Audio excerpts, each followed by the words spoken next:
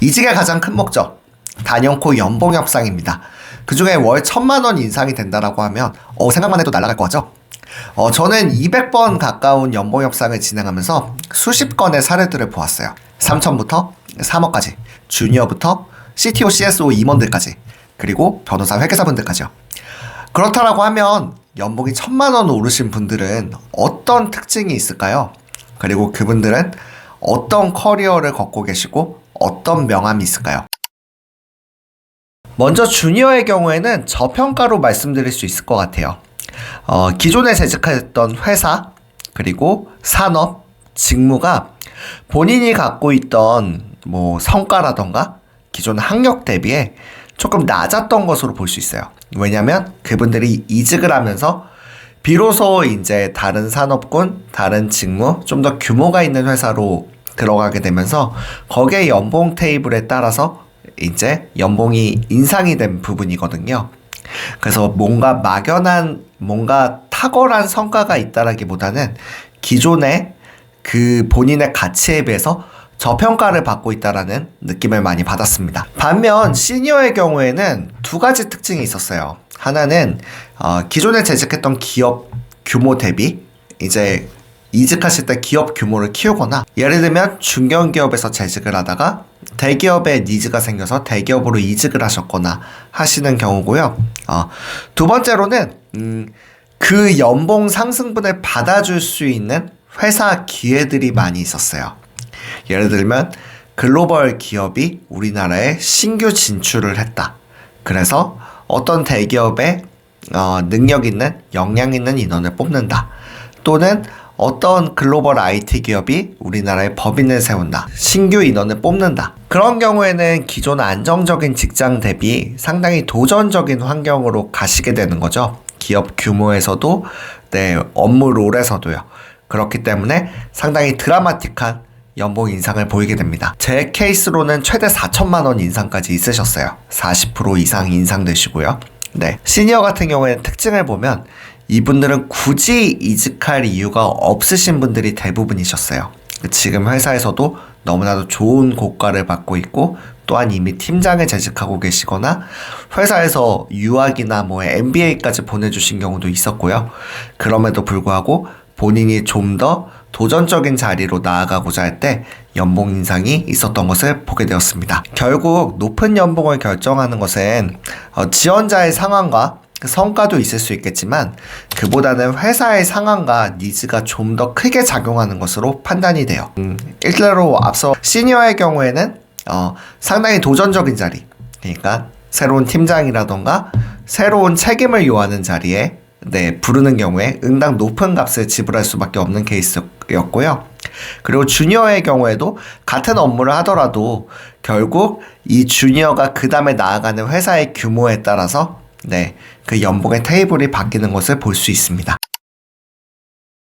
반면 높은 연봉을 받으면 1,000만 원으로 오른 분들은 모두 다 해피했을까요? 제 예전 수강생 중에 한 분이 주니어 분이 1,000만 원 연봉이 인상된 적이 있었어요. 정말 앞자리가 3에서 4로 이렇게 바뀌신 경우가 있었는데, 정말 감사합니다 카톡 보내고 막 케이크 보내고. 근데 그분이 어떻게 되셨냐면요, 결국 수습 3개월을 채우지 못하고 나오셨어요. 이제 시니어 같은 경우에도 높은 연봉에 이제 채용을 해요. CTO라던가 이사급으로 채용을 합니다. 그랬는데 수습 기간을 채우지 못하고 나오시는 경우가 있어요. 왜 그럴까요? 전 주니어도 그렇고 시니어도 그렇고 두 가지로 이렇게 말씀드릴 수 있을 것 같아요. 하나는, 첫 번째는 회사가 보기에 밥값을 못했거나, 두 번째는 회사가 감당하기에 너무 버거운 경우입니다. 연봉은 결국은 책임이에요. 이제 누군가에게 1,000만 원을 더 주고 채용을 했다라고 하는 것은 응당 그 정도의 성과와 퍼포먼스를 요구를 하는 겁니다.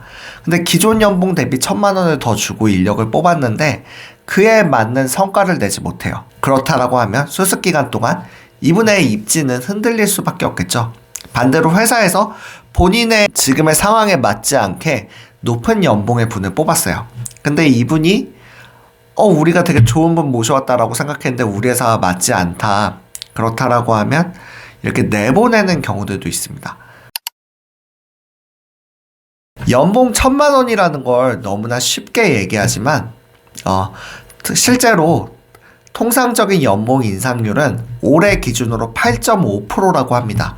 물론 앞서 제가 말씀드렸던 것처럼 제 경우에는 대부분 15% 이상 인상이 되셨고 또 2천만 원, 3천만 원, 4천만 원 이상 인상이 되신 분들도 있으세요. 근데 그분들은 다 하나하나의 스토리 가운데 그 포지션만이 갖고 있는 그 후보자만이 갖고 있는 특수성과 희소성을 가지고 있습니다. 그래서 절대 일반화하기 어려운 케이스들이에요. 그렇다면 저와 같은 일반적인 사람들은 어떻게 연봉 협상을 진행을 하면 될까요? 먼저 자신의 명분과 논리를 모아볼 것을 말씀을 드려요. 앞서도 여러 번 말씀드렸지만 연봉 협상은 철저한 등가 교환입니다. 몇 년 전부터 연봉 협상을 연봉 통보라는 말을 많이 써요. 연봉 협상에 여러분들의 명분이 있다라고 하면 정중하게 주장을 하시면 됩니다. 명분과 논리를 모아서요. 근데 명분과 논리가 없다라고 하면 죄송합니다. 저희가 드릴 수 있는 건 이게 맥스예요. 이러고서 통보를 해주시는 경우가 많아요. 거기서 내가 이 명분과 논리가 없이 단순히 좀 더 받았으면 하고 어필하는 것은 결국은 때를 쓰는 것밖에 되지 않습니다. 특히 현재와 같은 경기 침체 상황에서는 딜메이커는 확연하게 회사예요. 그리고 일반적인 협상은 한쪽이 다 내주는 경우는 없어요. 관철이 아닌 결국 타협입니다. 그렇기 때문에 여러분들 명분과 논리를 모으셔서요. 만약에 내가 연봉에서 조금 잃는 것 같다. 그럴 때는 직급을 내세울 수도 있고요. 물론 진급 시즌이 돼야겠죠. 연차가 맞아야겠지만 또한 내가 직급을 만약에 놓친다라고 한다면 좀 더 연봉에 반영하는 식으로 만약에 내가 사이닝 보너스를 받는데 사이닝 보너스 대신에 연봉을 좀 더 높이는 방법으로 이런 식으로 되게 다양한 접근법들이 있습니다. 그리고 협상을 위해서는 논리가 중요합니다. 행동을 위해서는 명분이 중요해요. 그래서 연봉 협상을 앞두고 있다면 저는 꼭 두 가지 질문을 진지하고 냉정하게 고민해 보시기를 추천을 드립니다. 첫 번째, 내가 이직을 결심한 이유는 무엇이었는지, 그리고 그것이 지금 회사에서 해소가 되었는지를 고민해 보시면 좋을 것 같아요. 연봉이 2%, 3%만 오르게 되면 감정이 상할 수밖에 없잖아요. 그래서 협상 자체를 그만두시는 경우가 있어요. 근데 그럴 때 제가 꼭 여쭤봅니다. 이직을 고민하셨던 이유가 과연 지금 회사에서 상쇄가 되셨나요? 사라졌나요? 이거를 여쭤봐요. 그것이 아니라고 한다면 연봉만 보지 말고 어쨌든 연봉 협상은 등가 교환이니까요. 누구도 손해보는 결정을 하지 않으니까요. 그것들을 고려하셔서 조금 더 냉정하게 보실 것을 말씀을 드립니다. 그리고 두 번째, 내가 이직하는 회사에 재직자보다 더 성과를 단기간에 낼 수 있는지. 이직을 할 때 누구나 연봉을 더 받으면 좋죠. 저의 경우도 마찬가지고요.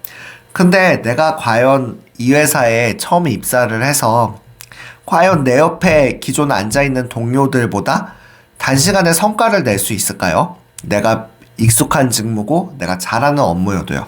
왜냐하면 회사에 일하는 방법과 사람들은 다르거든요.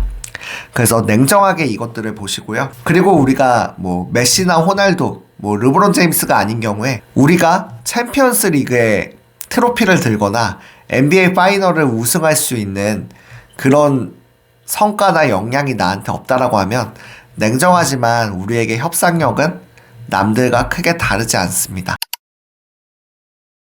연봉은 너무나 중요하죠. 하지만 연봉에 집중하다 보면은 내가 이직을 왜 하는지, 내가 직장 생활을 왜 여기 하는지에 대한 본질적인 부분들을 잊게 되는 것 같아요.